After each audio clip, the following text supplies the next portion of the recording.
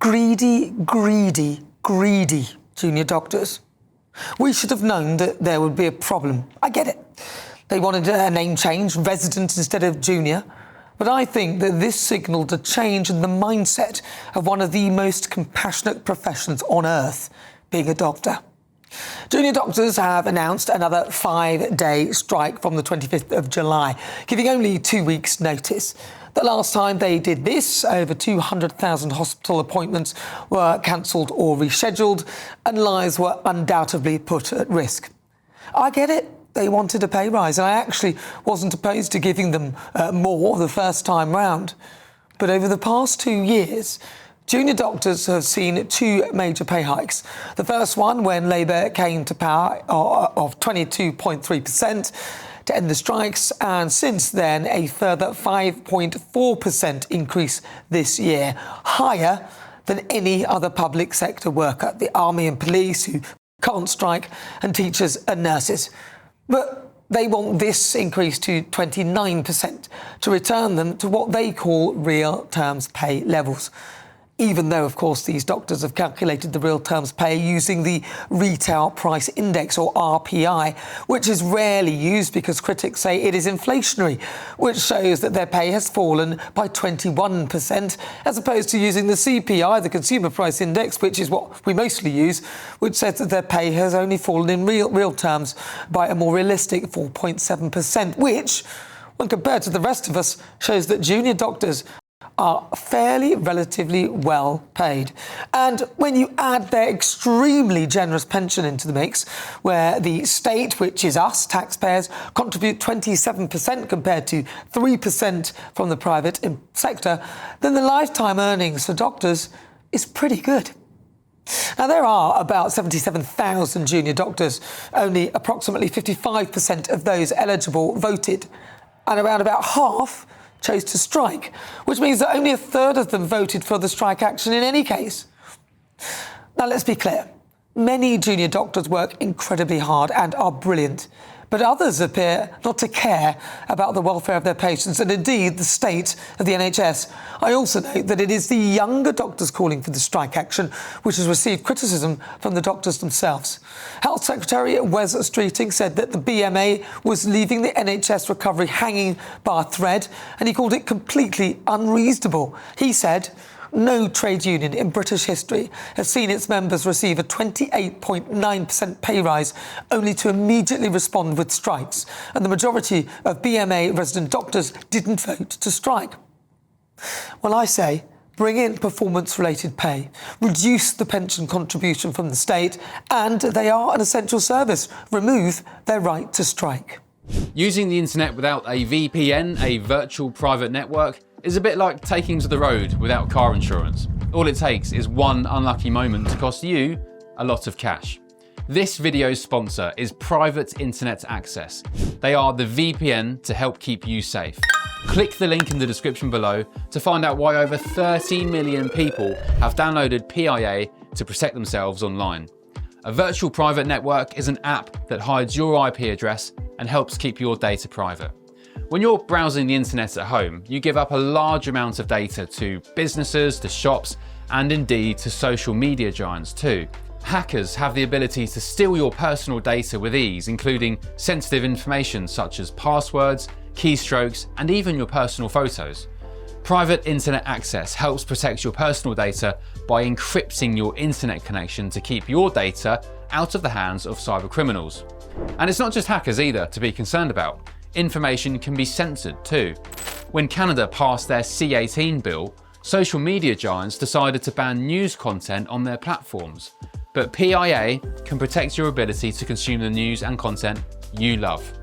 Private Internet Access is available for Windows users, Mac OS, Android, Linux, iOS, and you can use one PIA subscription to protect an unlimited amount of devices. And we've got a huge GBNews discount for you too. Click the link in this video's description and you'll get a massive 83% off PIA. That's under £2 a month, the price of a coffee, and you'll get an extra 4 months completely free on top. Also, there's a 30-day money-back guarantee too. Visit piavpn.com/GBNews. to start protecting yourself digitally today. Right, so before we get stuck into the debates, here's what else is coming up today. For the Great British Debate this hour, I'm asking, is it time for Labour to U-turn on the private schools VAT raid? After U-turning on welfare benefits and winter fuel payments with VAT on private schools, should that be next? The Telegraph reveals at least 44 private schools have announced their closure as a result of the hike, disrupting the education of almost 6,000 children. I'll also be asking in the next Great British Debate this hour, should Donald Trump get the Macron treatment? As the US President Donald Trump will reportedly not be allowed to address Parliament in the same way as his French counterpart Emmanuel Macron. So what do you think? And finally, should we be paying more for water? As despite parts of the country being faced with hosepipe bans after record levels of rainfall, water companies are looking to potentially increase the prices over the summer months. All of that coming up. As ever, send me your thoughts, post your comments, gbnews.com/yoursay.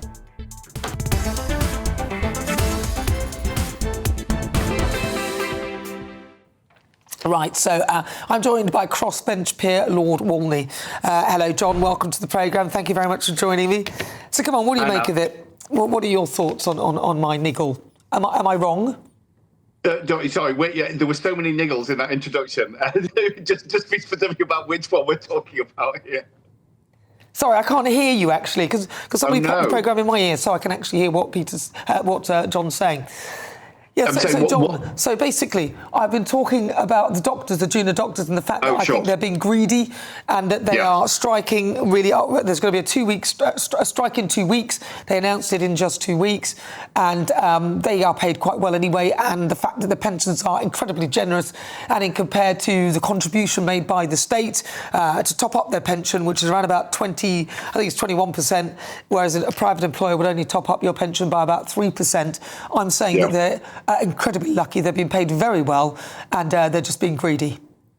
Yeah, they are. The overwhelming majority of the public will look at this and think that doctors are just taking the mickey. They do work incredibly hard, and they are obviously an essential part of the NHS. But pay rises on this scale are. I mean, it was remarkable that the West Street and the Health Secretary put a pay rise on the table that was as big as this anyway. I mean, he risked criticism by others in doing that, and it's a major error, I think, on the part of the doctors to reject it and go for strike action. And I think that this does potentially put their very generous pension settlement into play. And I've looked at the way that Wes Streeting has been handling this so far. He's absolutely right to take the argument to the doctors, not to take any nonsense on this. And I think, look, I think doctors will end up not getting what they want, but the real losers potentially here are obviously the patients who are already looking at a health service which has been run down to the bone in many areas for a range of factors for many years. And this health service simply can't afford the kind of disruption that a strike action could inflict upon it.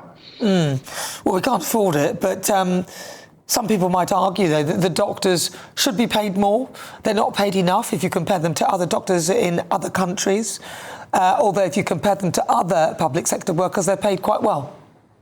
Yeah, that's right. I mean, no one disputes that doctors are paid hard, and actually, one of the things that I think we ought to be focusing more on are the conditions that doctors work to ensure that not only is their welfare protected, but also, again, most importantly, the welfare and the safety of patients. Because I mean, there are many horror stories over the years of doctors being worked too hard and making more mistakes because of it. But actually, again, the government is right to say, OK, of course we'll talk to you, but let's talk about your conditions. We simply can't afford to increase even more this already very generous pay settlement at a time when money is so tight in the NHS, and many services are suffering because of that.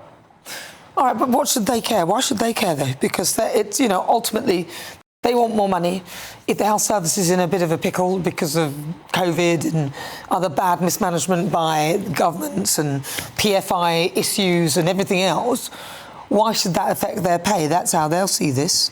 No, I understand that, and perhaps, I mean, you can try to appeal to junior doctors' sense of service, that they all came into the profession to give a level of service, and I hope that the vast majority of them don't want to inflict the kind of damage that this is going to cause in the NHS. But you know, even if you're looking at this in a really hard-headed way, I hope that doctors will kind of take a step back and think, we're just not going to take the public with us. In Wes Streeting, I think they have a pretty seasoned negotiator. He's been through the kind of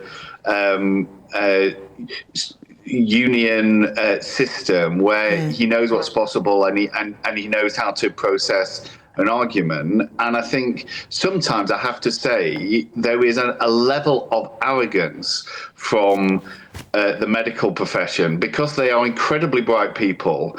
They spend a lot of their time being treated with a level of reverence within their hospital, and they think they're great at everything. And sometimes that mistakes itself to become a level of faith in their own political acumen, which, if they carry on with this, I think they will discover that actually not in any way in the strong position that they seem to think that they are. Lord Walney, thank you very much. Really good to talk to you. Thank you for your thoughts. Yeah, I mean, look, I happen to agree with them. I think that's there's been a sort of a behaviour shift, hasn't it? And especially, it seems to be a lot of the younger doctors. But joining me, Lizzie Cundy and Fahima Mohammed. Fahima, I've got to come to you. Am I wrong to say that the doctors are being greedy? Yeah, you are. Why? I think that they actually are so squeezed with what they do. They are the smartest, and they are actually going to be turning away to majority of abroad opportunities for that. You have to understand that they are working long hours with conditions that are not necessarily meeting the standards. And maybe, yes, the younger ones are actually now standing up and speaking for the things that they don't. A lot of them have mental health issues. I did a dissertation on this when I was doing my master's, and the fact that they actually are there, you know, working ridiculous hours, long shifts, and the fact that, you know, if they are going to be staying there, then they should actually have the pay to, you know, sort of match that to an extent. Well, didn't they know that before they joined the job? No, it's not No, like I think that. they did. No, hold on. I knew what, you know, I knew about this kind of work, and you would go and find out what it's about, which they would have learned. And even I know that junior doctors were very heavily worked and all of that. So you know what you're stepping into. And the remuneration is quite incredible once you get to a certain level, but you have to go through the fire, which is kind of with most jobs. Even still, but they're not even lasting that long. It is really ridiculous. It's a broken NHS system with processes which is so backdated and operations that needs upgrading to help them. And that's what they need. And also, I would agree with that. Their pay is not really a reflection of the kind of the risk that they put themselves into. I think majority of civil service workers should get majority of pay, and that's what makes a country really powerful. What about then that their pension contribution, which is us, the state, paying around about 27% towards their pension, as opposed to a private sector employer will pay about 3% towards your pension. I think it might actually be 21%. I'll get that corrected, but it's still a very high percentage. How about some of that comes down? We don't pay so much, and that can go to increase their salary. That's not fair either. No, hold on. I think that is fair. No. Why is that not fair? I don't think so. So they should have this massive... No, it's not a massive No. thing. It needs to be in line with the reality of this world, how it's changed. They burn out half the time. They have chronic illness because of that. So could I. So do footballers. So do... No, it's not the same. Trust me, it's not the same. I have personal friends who are doctors. Majority of them are Iraqi as well. So at the end of the day, we have to understand that people do not understand what it's like to work in those sort of, you know, environment and systems and what it does to them. They have moved out of this country because they're not being looked after the way they need to. And we are running short of skilled professionals. As you pointed out, the system, the NHS system, is broken. I would agree with you, and that is the reason, really. And if they want to go abroad to a different system, which are usually private-based, yeah, but those systems are private-based. So it's either that we have a healthcare system that has more private element to it.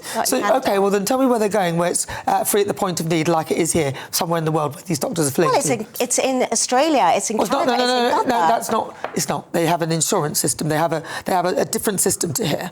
There is a payment system in those ones. Regardless, so no, it's not regardless. It's not regardless, though, is it? Because that's the difference. The taxpayer paying for them. That's why we're struggling to give them more money. Are you suggesting then maybe if they want a better system, if they want more money, we need to change this free of the point of need system? Because in other countries, it's not like ours. It is not like ours, but I do feel that they deserve much more than what they are. Yes, but I really do believe that. We all deserve more. We all deserve more. I tell you what's not fair. I tell you what's not fair. People are going to die. My friend is waiting for an operation that's suffering from cancer, and she is so scared that her operation is going to be stopped, and she has waited and waited. They are supposed to have compassion. That's why they got into this job in the first place. Please don't talk to me about mental health illnesses. My friends are in the armed forces. You get it there. Please, they're not allowed to strike, and I'm afraid I think the same should be for the doctors. But those operations are not OK, well, listen, we'll come back to that. But